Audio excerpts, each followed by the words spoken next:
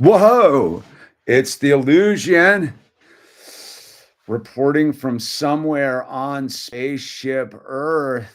It's Sober Wednesday. We made another one. I almost forgot. I was eating dinner and I was like, "Oh, it's Sober Wednesday." So we're kind of switching back to the 6:30 thing because as we slowly creep out of winter, it's probably time to get used to that thing here, man. So Sober Wednesday, the hour dedicated to those who suffer so that they can know that there is a solution. There is a solution. Usually open up with the serenity prayer. God, grant me the serenity to accept the things I cannot change, the courage to change the things I can, and the wisdom to know the difference. You know, the old wisdom to know the difference. All right. I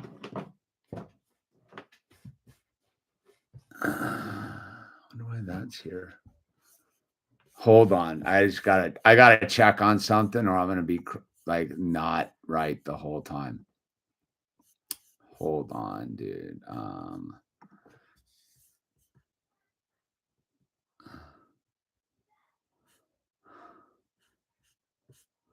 Where are they?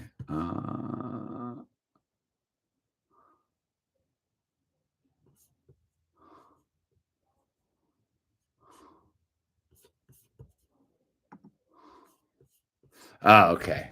Boom. All right. Bam. All right, dude, we got that straight. I saw a t-shirt sitting on my desk. I was like, why is that sitting there? All right, who do we got here? We got Anthony from Boston. What's going on? We got the Crypto Crandall, cold winter Wednesday here in Portland, Maine, Portland, Oregon. Dan Z, Brian Pipes. Whoa, dude. 4 degrees in Boston. And Maxwell Richter. We got John Smiley. What's going? Yeah, dude, stoked I made it too, John. BW. Whoa. Oso, what's happening? And Free as a Bird. Good to see you. Beyond Division 55. The Hobo Pro is in the house. Curtis Ashmore. Hello. The Far Out Alien has arrived, dude. We're doing our best as we can. And Jackson Weatherford, Freezer Bird member up to support the channel, and Loyal Tangy and Mike T. So as you know, we're here for Sober Wednesday, and this is not affiliated with any group of any kind, but we do read how it works from the Big Book of Alcoholics Anonymous, not because this is an AA meeting or associated with AA, though I am an AA guy. But it's a good little 2-page synopsis on how to solve your problems, how to go about it anyway. And so with the we're not associated thing under our belt, here we go. How it works. Chapter 5. Rarely have we seen a person fail who has thoroughly followed our path. Those who do not recover are people who cannot or will not completely give themselves to the simple program. Usually men and women who are constitutionally incapable of being honest with themselves. There are such unfortunates. They are not at fault. They seem to have been born that way. They are naturally incapable of grasping and developing a manner of living which demands rigorous honesty. Their chances are less than average. There are those too who suffer from grave emotional and mental disorders, but many of them do recover if they have the capacity to be honest. Our stories disclose in a general way what we used to be like, what happened, and what we're like now. If you've decided you want what we have and are willing to go to any length to get it, then you're ready to take certain steps. At some of these we balked. We thought we could find an easier, softer way, but we could not. With all the earnestness at our command, we beg of you to be fearless and thorough from the very start. Some of us have tried to hold on to our old ideas, and the result was nil until we let go absolutely. Remember that we deal with alcohol, cunning, baffling, powerful. Without help, it is too much for us. But there is one who has all power. That one is God. May you find him now. Half measures availed us nothing. We stood at the turning point. We asked his protection and care with complete abandon. Here are the steps we took, which are suggested as a program of recovery. 1, we admitted we were powerless over alcohol, that our lives became unmanageable. 2, came to believe that a power greater than ourselves could restore us to sanity. 3, made a decision to turn our will and our lives over to the care of God as we understood him. 4, made a searching and fearless moral inventory of ourselves. 5, admitted to God, to ourselves, and to another human being the exact nature of our wrongs. 6, we're entirely ready to have God remove all these defects of character. 7, humbly asked him to remove our shortcomings. 8, made a list of all persons we had harmed and became one to make amends to them all. 9, made direct amends to such people wherever possible, except when to do so would injure them or others. 10, continued to take personal inventory when we were wrong, promptly admitted it. 11, sought through prayer and meditation to improve our conscious contact with God as we understood him, praying only for the knowledge of his will for us and the power to carry that out.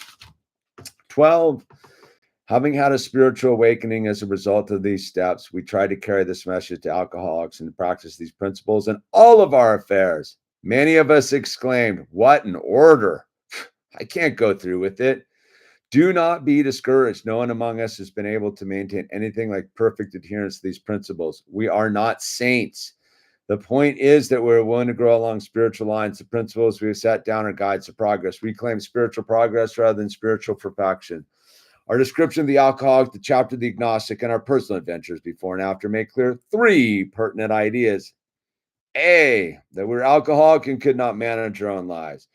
B, that probably no human power could have relieved our alcoholism. And C, that God could and would if he wore socks.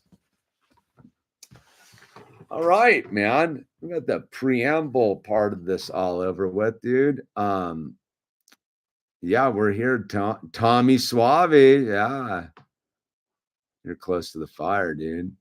I've got, I don't know. Not really. Cool channel. Hey. So, I thought tonight's subject would be the killer inside of us, man. And why I wanted to bring up that was I think that from my own personal experience, the hardest thing to really analyze is the killer inside of us. Because like we live in a society that tries to deny that aspect of our human existence. And what I would say is it's hardwired into us as human beings, right? This darkness, this savagery, this killer instinct, if you will. And so we may have gone out there and gotten loaded and ate pizzas or done the things that we do to mask the problem that we have with our existence here. And then we get sober and we begin to do the works and we begin to do the steps, but we sort of tend to want to gloss over this sort of dark serial killer that's in each and every one of us because it's not societally acceptable to be a serial killer, and B, it's a horrifying truth that all of us contain, and the steps do address this, right? So when, like, if you look at how the steps are laid out, like step 4, we made a fearless and searching moral inventory of ourselves, admitted to God, to ourselves, and know that a human being the exact nature of our wrongs. So when we make a fearless searching moral inventory of ourselves, I think that a lot of us talk about our actions that we've taken in our life, whether that's, I don't know, cheating on our loved ones, crashing cars, committing crimes, doing stupid stuff, betraying people, lying about everything, stealing, whatever it is that we tend to view this as actions that we've taken against other human beings or institutions. But where I think that we do ourselves a little bit of disservice is it says, made a searching and fearless moral inventory of ourselves, right? And what that's really talking about is looking inward, right? And most of us don't put on that list our murderous intents, right? Our hatreds, our bigotries, our hypocrisms, our internal secrets, right? And I think that it's super important on the 4-step because a lot of people gloss this over and it comes around to bite them in the ass, right? And what do I mean by that is the fearless and searching moral inventory is on one part talking about all of our actions we've taken against society and institutions and ourselves, but it's also talking about what we're doing internally in our minds, right? And most people don't want to admit the true darkness that's going on inside of here because, right, nobody really knows what you're thinking. So it's pretty easy not to put that down on the list. And what they mean is a fearless and searching moral inventory is means like you're supposed to like kind of overturn the rocks you may not have had to use, right? And so what do I mean by that is you know how they tell the story of like there'll be a traffic accident and the mom will have a child trapped inside the car and all of a sudden she'll have superhuman strength and she'll be able to lift the car and someone can get in there and rescue the baby.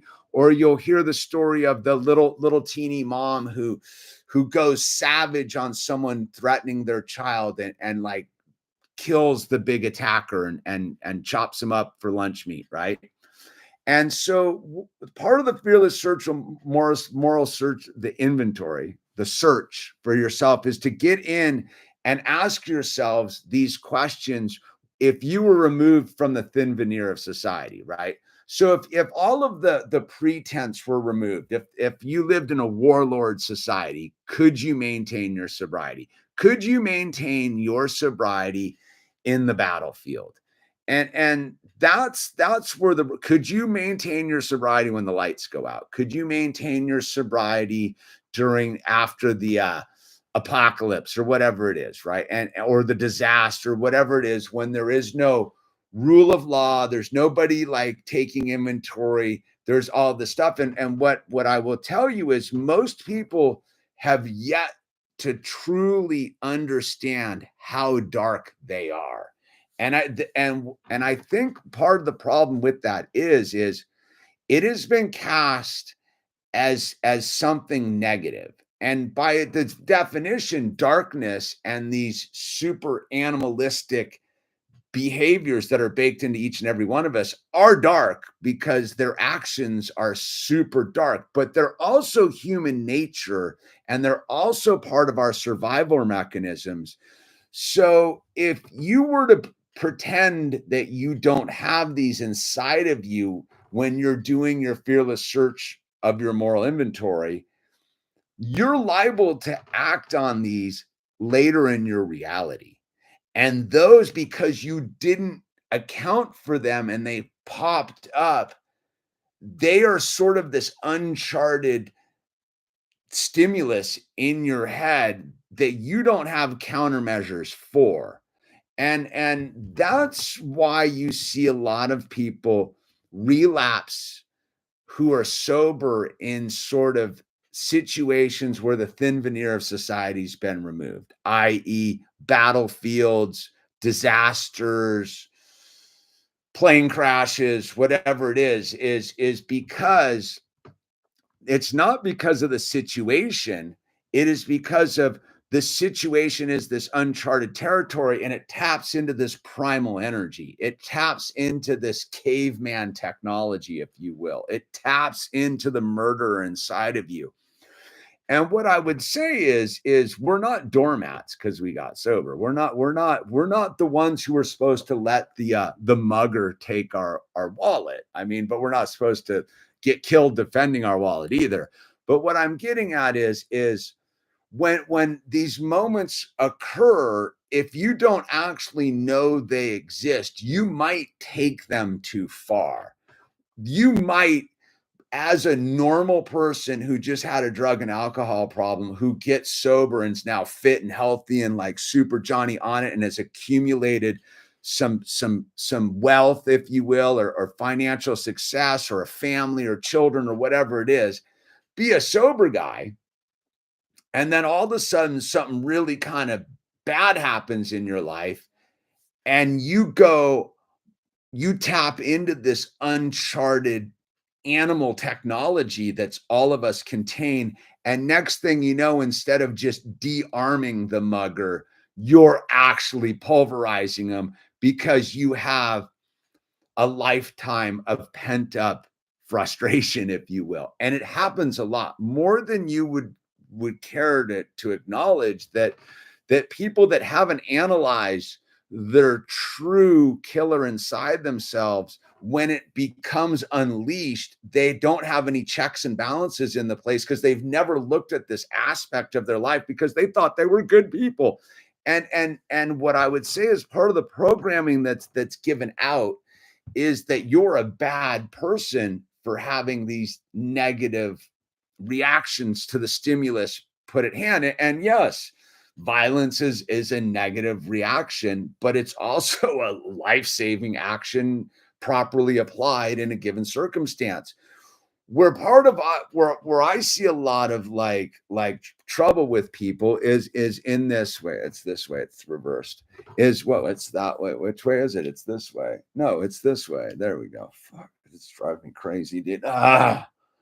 Is is is is so you're sober. You've been going sober long, and all of a sudden something happens, right? And I don't mean you're just average. Something happens. Something catastrophic happens, and because you've never looked inside of yourself and analyzed this sort of hidden layer underneath yourself, it might horrify you.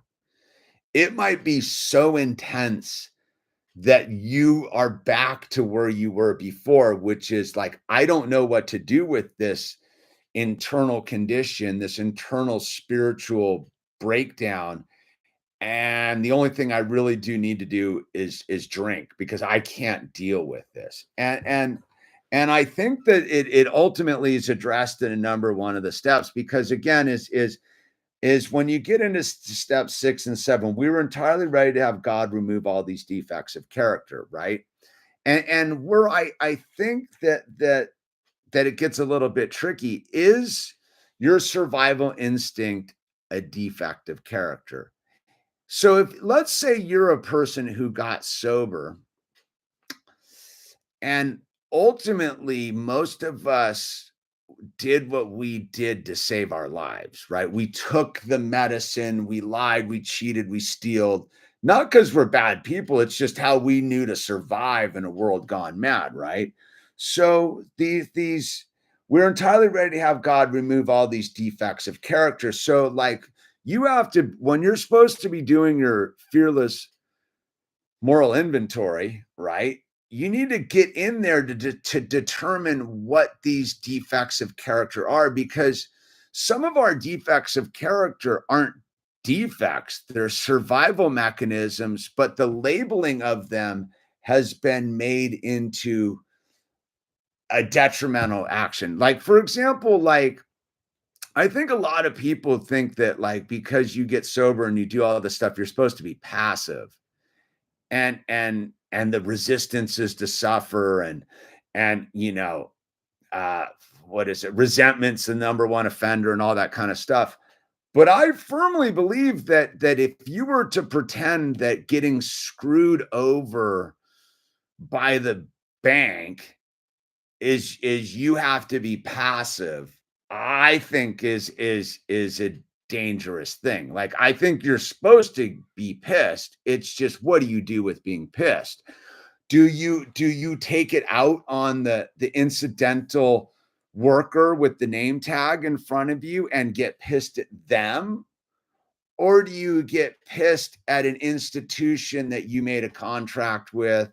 Do you get pissed at yourself for blowing it and not for making the mistake? Or are you justifiably pissed because someone stole your money, and now the bank's doing what it does, and instead of you having a and I think the bank is a perfect place to go for some of this, because we all got to deal with the banks, and the banks are hostile territory. And I think for me, I can only speak from my personal experience. The banks were where I had to do where I really began to do in real time amends, right? You get on the phone with the bank, you'd be on the phone with the bank, and the bank would be like being a bank and just being like, kick rocks, dude. You blew it, and you get pissed and you're taking it out on some teller, right? Or some person over in India, wherever they are, and you're getting mad. And when you truly have achieved sobriety, you kind of go, wait a minute, I'm taking this out on this person. Why? Because they're not standing in front of me. They're on the other end of a phone, and I don't have any eye contact, and I can just hang up and whatever. That's what I'm talking about. See, the killer inside of you views this as a non-important person, a non-entity. And what I will tell you is that's where you have to check in with yourself and be like, who am I right now? Because listen, let's be super clear. There are no rules out there in society. Like, you can do the darkest of dark things and get away with it. There's no rules. The rules are between you and the one who has all power. That one is God. May you find him. Now, so what I'm getting at is you have to be aware of your own depravity if you plan on being able to control it in a situation that is not your normal situation, right? And the bank is a pretty superficial one, but it's easy to see how lack of human interaction, or dude, I flipped out in the middle of a bank, dude, when you used to be able to go into banks, right? And what I've found now is that the reason you're usually getting pissed falls under two categories. You should be getting pissed, or you blew it. One of the two. Odds are you blew it, and you're trying to take it out on someone else, and your killer instincts taking over, right? And these are where like the real work begins, is because we practice these principles in all of our affairs. Just because we're no one's watching doesn't mean we get away with it, right? Because that's what will lead us to the drink again. How many moments do you get to scream at some unknown person on the other side of the phone before you really begin to realize you're a scumbag and you don't have any, and how do you unlock that whole thing? And what I would say is these are the things when we get sober, because we are now dealing with a new emotional state of being, right? Because before, we might not have gotten pissed at the teller because, well, I just smoke some weed or have a couple drinks or just whatever, I got screwed again, dude, and just go down to the bar and just take it, man. Just take it. But now we're sober, and because we don't have our medicine, a lot of us are pissed, and especially in early sobriety. That's why this stuff's more applicable to, I guess it's applicable at any time, because I still get pissed, man. I just don't generally get too pissed at people that are anonymous. You get what I'm saying? And so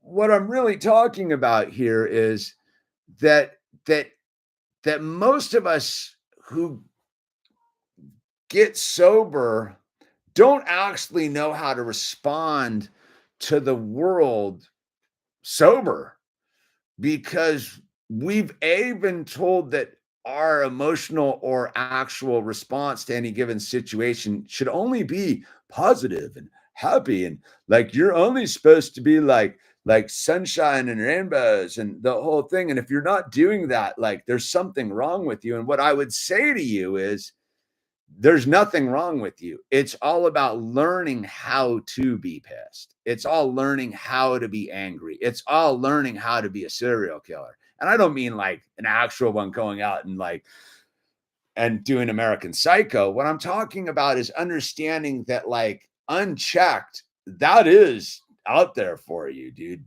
Do you need to go there? I don't think so, but you might go there because you're sober and you pretended that you didn't have the darkness. See, I think I see a lot of it in our society right now is is the happy-go-lucky people fall into this trap because when that monkey gets on your back, when the thin veneer of society disappears and you're unchecked and you have yet to analyze that, it runs with you, man. And I've seen a lot of that in sobriety where, like, people are sober and now they've never really truly analyzed this darkness within them. And then it pounces. And now you have this new thing that's totally brand new to you. Because why? Because you spent most of your time like getting pickled or eating pizzas or smoking crack or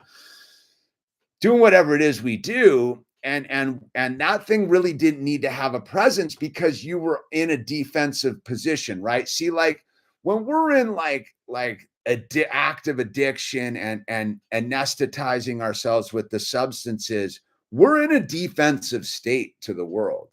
Like, yeah, we may be on like a sort of like offensive, like, yeah, yeah, yeah, but by the very nature of being loaded and drunk and hiding behind these substances, that's a defensive posture. See, when you get sober, you're on offense, baby. You're blowing through the defensive world, right? Because you're sober, you're untouchable, dude. Like, you don't have, because you've done your fearless searching moral inventory of yourself.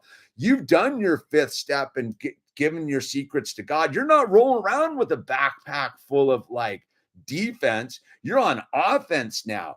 And what I will tell you is that offense can get you into big trouble because, like, when it doesn't go your way, now you're pissed. Like, wait a minute, I'm Johnny Sober Guy, dude. I'm on offense. And then all of a sudden the world, like, bam, because the world's bam. And then you go, and the killer inside of you pops, and you're like, whoa, dude, like, I'm Johnny Sober Guy. Who's the killer inside of me? And the killer inside of me is like, you've never seen me before, Johnny Sober Guy. I've been lurking. I've been lurking your entire life, but you've been busy over there getting pickled and pretending I don't exist. Like, I'm now ready. I'm sober, dude. And this is why this fearless and searching moral inventory is so important, and not about just the superficial stuff, about the internal. Because I've seen too many people get sober and just become like sex addicts, like, man, and get into some like real like trouble doing these things, right?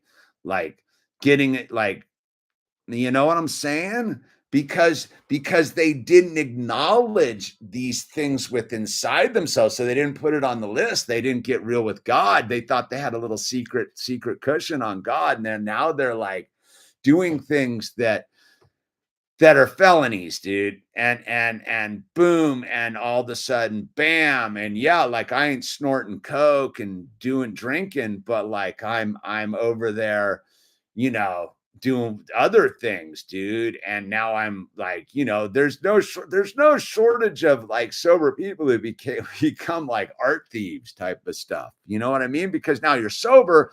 And where are you going to take that offensive energy, dude? Because you forgot that, like, at the end of it all, having had a spiritual awakening and a result of these steps, we try to carry this message to alcoholics, practice our principles in all of our affairs, right? Because, see, it's a tricky thing as practices principles in all of our affairs. Like, look,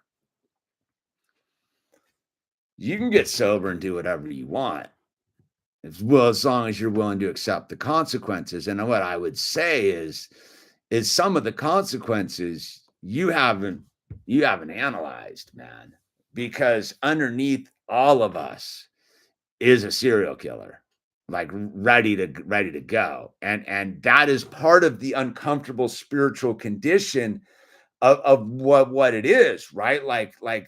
And you may not be that like crazy. And I'm only speaking for myself, dude. Is part of the reason that I needed to get loaded and drink a lot is because I wanted to kill everybody. And I don't mean like metaphorically, like for real, in the most darkest of terms, like for real, dude. And so now I'm sober guy, like that doesn't go away. It just, because I've done the work on it, it just becomes insignificant because I've already been there, done that, mentally speaking. Like I don't, you don't, so what I'm getting at is that until you truly search your darkness out, it's still lurking there. And what I will tell you, that's the number one thing I talk about here is you got to confront the person in the mirror, man. The mirror is the one you have to confront, and you need God to do that. That's why, like, step 3, made a decision to turn our will and our lives over to the care of God as we understood him, is so important. Because to truly look in the mirror, without God is a truly horrifying prospect, because on the other side of the mirror, it's not a 10. It's a -10. It is some dark stuff, man. And like I said, I didn't get sober with felonies and a bad story. I just got sober as Hiroshima, Nagasaki, angry, pissed off, alone, and just suicidal, dude. I didn't come with the big mess of stuff, right? So like even with that still, like I still had to look in the mirror and be like, oh wow, man, that is some dark stuff you got going on in there, man. And so yeah, like you do the work on it, and then when the S hits the fan, you don't respond in that way because you're trained, right? You're trained in that sense of your character defects, right? Humbly ask God to remove our shortcomings. We're trained in these aspects of ourselves, and we understand that it's not, we don't need to be ashamed of the serial killer inside of us. We just need to forgive the serial killer inside of us, and we need to make space for it so that we can do the work around it before it ever gets a chance to be activated in a given situation. And like I've said, is this is a stereotypical story of why someone who's 25 years sober all of a sudden goes out because something gnarly happens, is because they thought they were fine. I'm fine. I'm 25 years sober, just like finger popping and tiptoeing through the tulips. And then all of a sudden I'm stuck in the battlefield. And now I am a savage war criminal, dude. And like, whoa, how did that happen? I was finger popping and tiptoeing through the tulip field. How did I become a savage war criminal? Well, because you didn't bother to look on that side of your list. You were just trying to make everything fit into the finger popping tulip dancer, right? And again, I think that is part of what we have to break as people getting sober, is like, we don't need to fit ourselves into a happy-go-lucky plot. Look, I'm not a happy-go-lucky dude. That's not who I am. I'm a dude who wishes he was a happy-go-lucky dude, but I'm an internally angst-ridden, bitter, pissed off dude who doesn't really dig this scene down here. Like, right? So what I did, instead of pretending that's not who I am to fit into the happy-go-lucky finger-popping mold, I went and tried to accept that part of myself and dull its blade, if you will.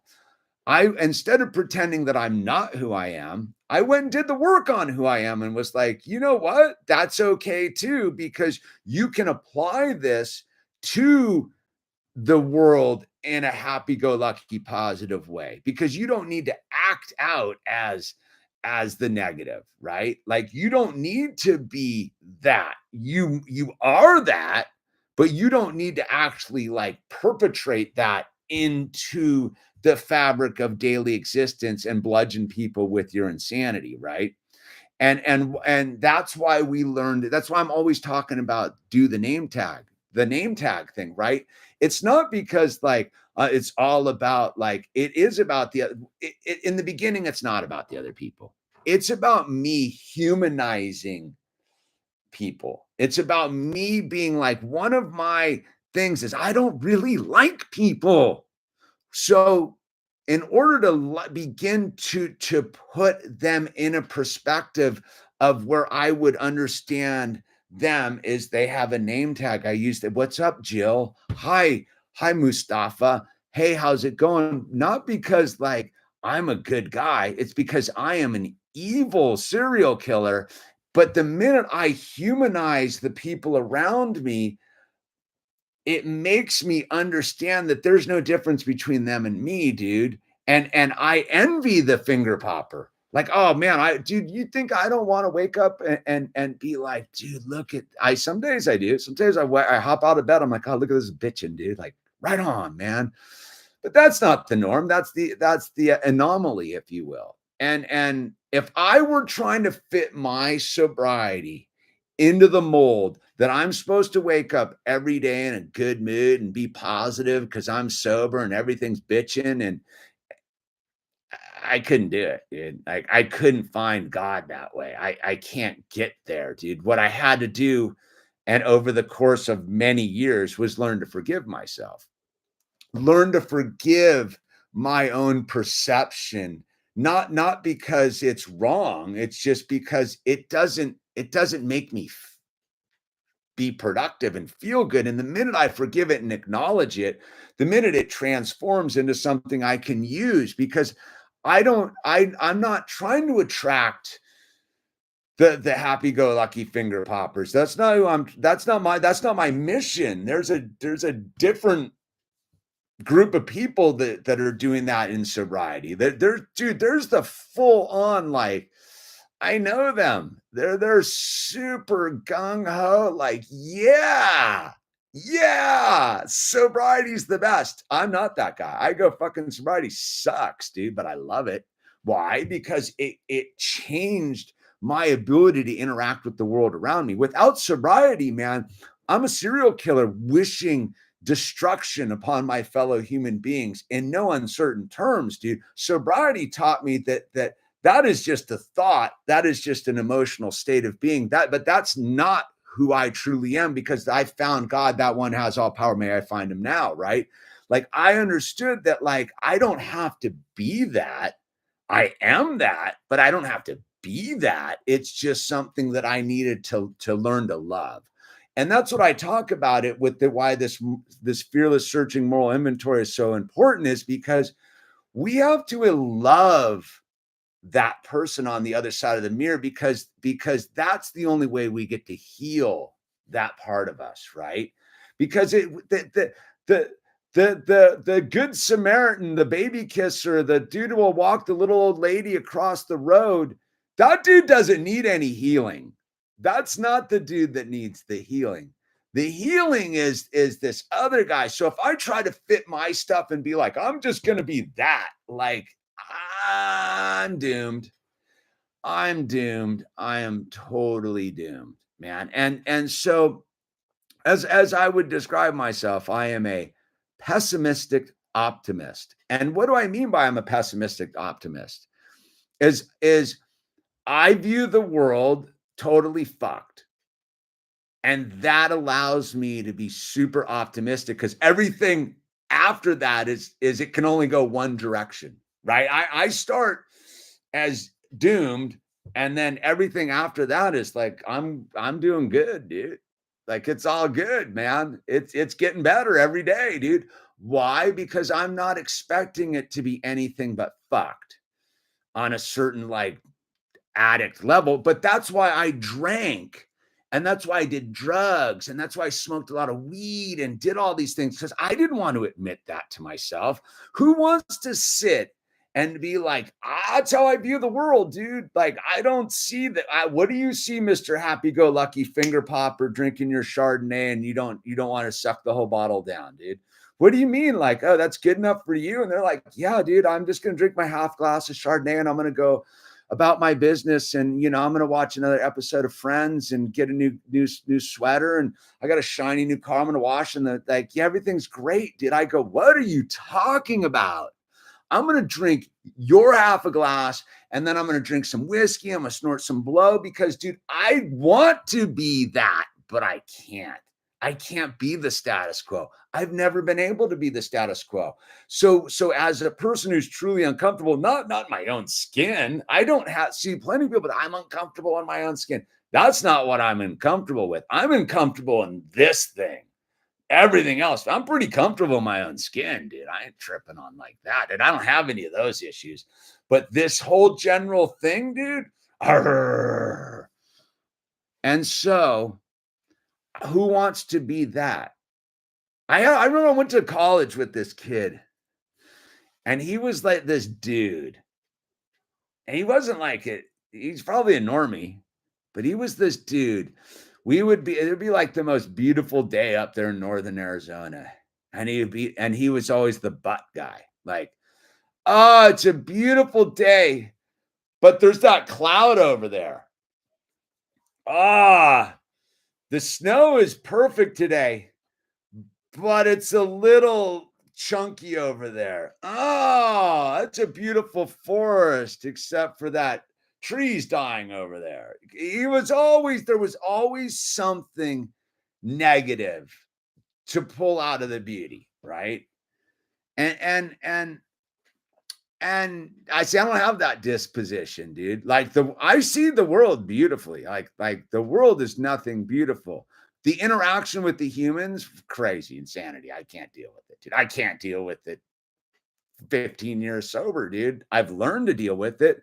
I have the tools to not need to be a lunatic about it because I went in to the dude who's like off with their heads, wood chippers for all of you.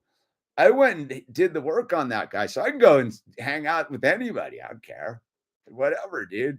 Some wacky human beings, dude. Wow, your name's Phil, huh? Right on, dude. That's my thing. I just go in and like, hey, what's going on, dude? And that's what I'm getting at here is when we're doing our moral inventory, don't try to fit it into the like, I need to be a model citizen stuff. Some of you are. And your problem isn't that. It was, I don't know, your uncle touched you. I don't know, dude. You get what I'm saying? Each of us has our own disposition.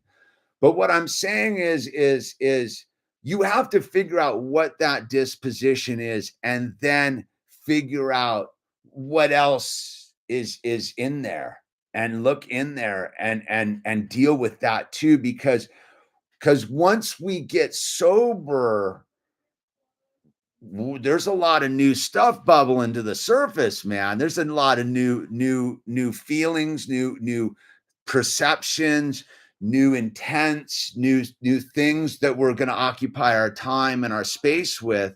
And if we don't explore them truly in these processes, they can get out of control real quick. And then we solve the problem by drinking again or drugging or pizzaing or sexing or whatever it is we do. We do that. So that's my monologue, dude. So let's see what's going on, dude. Floyd, dude, solar panel, ride progressive Jeff. What's happening, dude? Wake up underwater. We have to swim out. That's the truth, man. Dude, yeah, that was like, dude, look, like today I woke up from the very moment I opened my eyes, drama level 10. Owl came in with some giant drama. There was drama. It was chaos. Fortunately, my mental state of being was able to persevere and get to it took roughly 10 hours of just moving through the day to get to the good spot. A lot of talking and communicating. None of it was really my drama. It was just the world I inhabit, right? Like, again, I think that's the hard part about it is most of it's not our drama. it's how we're responding to the drama around us, which gets tricky, right? And it's overwhelming, because if only we were the conductor, right? I mean, there's a chapter, the whole thing about it. If only we were the director, and if you would only stop doing that, there would be no drama. But that's not how it works, dude. We got to get on the road, right? We have to go get out on the 2-lane road, and we don't have any control of the condition of the other person on the other side of the line, dude. We have to operate 110% in that paradigm of like, where it's all unmanageable. That's why most of this whole program is not about, look, that's why, like, if you read the steps, the first part, we admitted we were powerless over alcohol, dash, that our lives had become unmanageable. This whole thing is not about alcohol or pizzas or drugs. It's about the unmanageability, dude. We just used the drugs and alcohol to deal with the unmanageability, and then we lost the power over it because, you know, the physical allergy, the spiritual malady, the mental obsession, right? But when we remove the alcohol, which was the medicine or the drugs or whatever it is, all we're left with is unmanageability. And it's not whether you pay your bills on time or you show up for work. That's not what the unmanageability is about. The unmanageability is you have no control over most of this reality. You got zero control of. You got zero control when the sun comes up and then when the sun goes down. You got zero control over the weather. You got zero control what's going on out on the road except your own steering wheel, right? You have zero control over most of this. And therefore, like, the unmanageability is all around us all the time, dude. It's not like, yeah, dude, we manage the best we can. Like, I pay my bills on time, dude. Doesn't mean a thing, dude. Doesn't mean a thing, because plenty of people don't pay their bills on time and they're fine too, dude. So that's not the problem, right? So those frames are fresh. Thanks, Swamp Mouse. Thankfully, God didn't make me born in China, dude. Yeah, there's something to be grateful every day, man. And so, sobriety taught me patience. And I remember, I got a good patience story, dude. I was like 10 months sober. I was driving back with Joe Shaughnessy, and I was coming back from a meeting, and I was like, it has to take 10 months sober. So I was like 45, and I was like pumped up at that point. Like, I was like sober guy, gung ho sober. And I was like, what's the point of being sober and the whole thing? And I was like, Joe, I've done a bunch of research and I can still join the Marines and I'll do laps around these kids, man. Cause there was a bunch of kids that were getting sober where I was staying, and they were weak and pathetic and soft. And I was like, right. And he's like, I don't know, dude. Like, I'll take you up to the recruiter right now, dude. We'll drive right up to Oxnard and we'll take you to the Marine recruiter, dude. And he's like, look, man, I know some people who've done this, dude. I don't recommend it, but you can do what you want. Because Joe is a sensei, dude. And I remember hearing that because, I think on one level, I thought he was supposed to go, no, you shouldn't do that. That's crazy. But he was like, sure, let's go, dude. Drive you up there right now. And I go, well, what am I supposed to do? And he goes, why don't you try being patient? And I remember I was in the car and I go, patience? What the fuck is patience? And it was at that moment I realized I had no conceptual understanding of what patience was. No idea I knew what the word was. I didn't know what it was, though. I did not know what patience was. And that began a phase of my sobriety where I learned what patience was. And how I learned what patience was I sat around, I didn't have a car, and I was still super prideful, so I wouldn't ask for rides. I just had my skateboard, and I would sit at Starbucks in Malibu like all day long, dude. Just had nothing else to do, dude, except like go to work and drink coffee and go to meetings. And I would sit around. So I used to, just before I got YouTube, I'd still write. I was still a writer then. And I used to just write, set up my little thing and write and drink coffee. And that went on for like 6 months. And I realized I could sit anywhere. Like I can do it now. I can sit anywhere and just be whatever, dude. Like, and what I learned was like it was a gift from God. Like to be able to be like, and so I learned patience, man. And that's one of the more valuable things I got in sobriety, but it was not some words someone told me. Like I had to actually go work to learn it, dude. Like a lot of work, dude. To suffer though, I'm not exactly sure.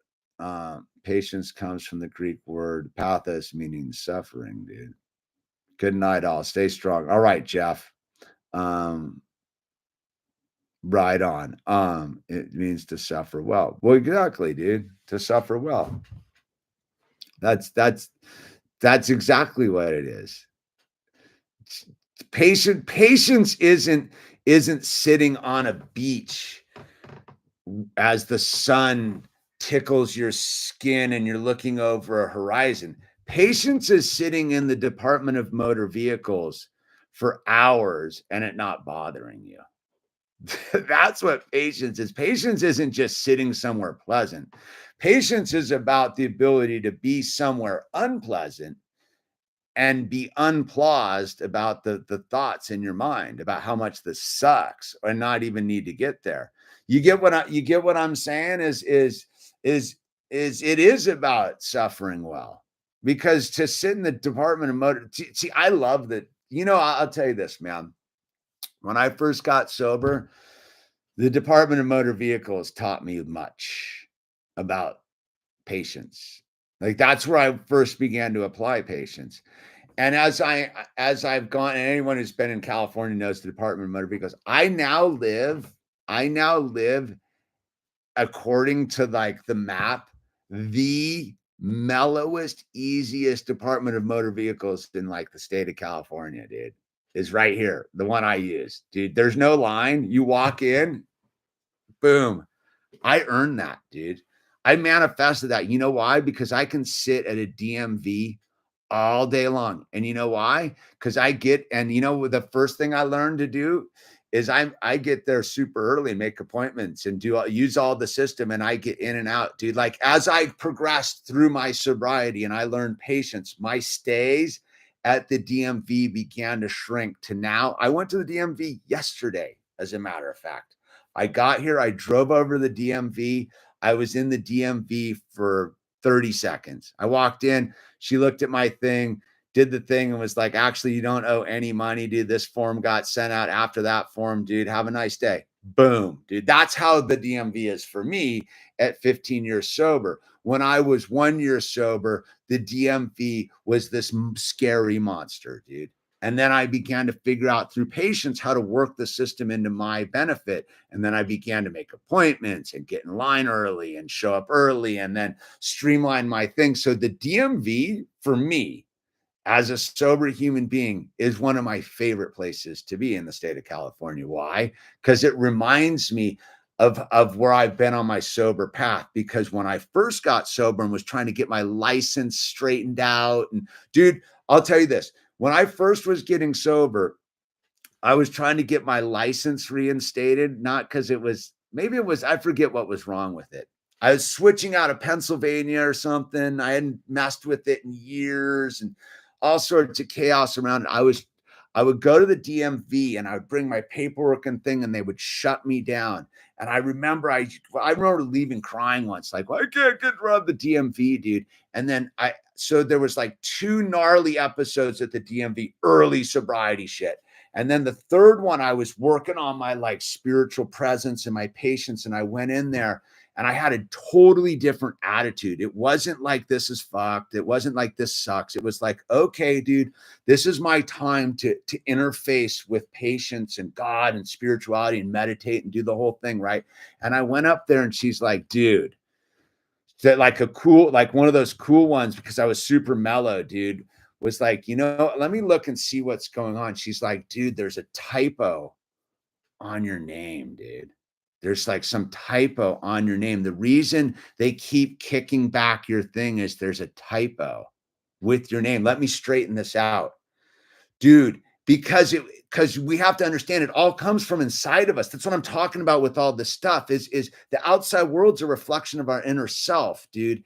And the minute we begin to channel our own defects and calm them down and project the happy-go-lucky dude, it may not be who we really, what's really going on, but we began to be able to project this into the matrix, and it changes our world, dude. I can tell. I maybe next time someone remind me, I'll do a whole show about what I learned in the DMV in sobriety, dude. And it's I got the best stories you've ever heard, dude. Like seriously, dude. Some of my most groundbreaking work as a sober dude, understanding the potentiality of a human being in this lower dimensional realm occurred from the work I did and applying it to the Department of Motor Vehicles in the state of California. So with that said, as we're coming up on our hour, dude, yeah, the name tags will definitely help, dude. Well, you know what the secret of DMV is? Most people are super lame at the DMV, and when you show up and your attitude's different, they're so grateful. They are so grateful to deal with a nice, polite person who's like, "Hey, how are you?" They're like so used to some angry person. Rah, you're the enemy. So anyway, the DMV video muching. All right, we'll circle back on that, Noah. Someone remind me next week if I get started, just go DMV, spam it. Anyway, let's do the serenity prayer. God, grant me the serenity to accept the things I cannot change, the courage to change the things I can, and the wisdom to know the difference, dude. Floyd, dude. All right, wait, we got Floyd at top chatting here. Whoa, Floyd. How does a fellow shake the dry drunk paradigm? Been sober for a year, feeling stuck, giving my life to Christ. You got to go to meetings, dude. You got to do the work. Like Floyd, it's super simple. You got to go to a meeting. God without the work, it's not going to work. That's why it's called work. Like seriously, Floyd, I just can tell right from there, like you got to go to the meetings, man. You got to get with a group of like-minded and you got to work the book, dude. It's the difference. Like your relationship with God will flourish. But how do you like, look, there's no point in being sober if you're not being of service to other people. Like that's the secret, dude. You have to help another alcoholic achieve sobriety. That's how we stay sober. That's what gives it all meaning. Like, and that's what I would tell you, Floyd, is that question usually comes with like, you may go to meetings, but do you have a sponsor? Are you doing commitments? Are you meeting people? Are you hanging out, doing what we do in early sobriety, which is getting involved? Because like, look, I will tell you, for the first, up until Al was born, I went to a meeting every day, dude. For the first 5 years of sobriety, I went to a meeting every day, if not two, because that's what I did. I was a sober guy, dude. I was on fire. Oh, because we were busy saving lives. It's that thing of like, yeah, it's dry if you're sitting around by yourself, not drinking and just praying, dude. Like, because God wants you in action, right? If you truly gave your God to Christ and surrendered, then God wants you in action, helping those who need his help, right? And on a Christian bend a little bit, but where are those people located? It's the newcomer. Like you have a year of sobriety, dude. You have a year of sobriety. That means there's a dude who's got 10 minutes sober who you can help. And the minute you start helping other people with their sobriety, it like really boosts what you're doing and puts purpose into it. Because there's no point getting sober to hoard it, dude. Don't hoard your sobriety. That is a deathly recipe. I hope that makes sense, Floyd. And you can email me, dude, and we can chat if you're really in the pinch there, dude. All right. There's an email down below, Floyd, and like I said, you don't need to operate alone. It sounds like you might be operating alone a little bit, man. And let's we do and missing remote, thank you. And Floyd, thank you for membering up. Like I said, get a hold of me, brother. Now the National Suicide Prevention Line is 1-800-273-TALK, 1-800-273-8255. Look, dude, whatever you do out there, just don't take your own life, man. That's it. Call, talk to someone. Your life counts. Whatever you've got going on that seems insurmountable today, just don't act on it, dude. Your life is important. We need you. Don't discount yourself. Don't think that your problems are insurmountable. We all have those things going on. It can be repaired. So please don't take your life. Rule number 1, dude. Don't take your life, dude. Suicide's no solution, and it's a serious problem and not enough people address, man. Also, if you're trying to get sober and you're in basically the Western world and anywhere on the world, you can type in your town AA central office.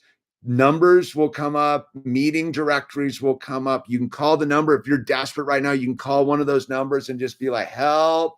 Somebody will help you. It's some lunatic like me will be on the other end of the phone, and they'll want to get you help, dude. They'll get you to a meeting. And if you see the meetings, let's just go to a meeting, man. Get a cup of coffee, raise your hand, say hello. And we don't bite. We might talk a lot, but we don't bite, dude. we may talk you to death, but we ain't gonna chew you to death. All right, you guys. Have a beautiful evening. We'll be back next Wednesday. We'll talk about the DMV and spiritual growth. Floyd, email me, man.